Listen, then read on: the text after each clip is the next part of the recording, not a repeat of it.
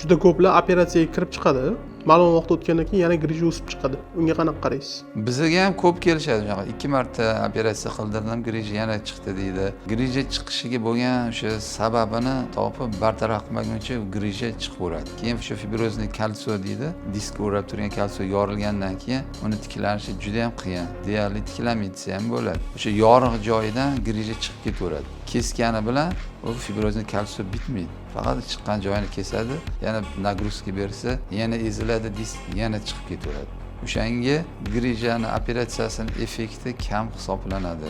Grijani operatsiya qildirganlar yaxshi biladi. Juda ham yotib qolgan harakatsizlik, odam og'riq juda ham kuchli bo'lsa, chidolmasa, endi majbur bo'ladi bir operatsiya qilishga. Maksimalni shungacha olib bormaslikka tavsiya beraman. Og'riqlar, grijaga bo'lgan podozreniya bo'ldimi, darhol mutaxassisligi bor uchrashishi va shuni davolanishni tavsiya beraman.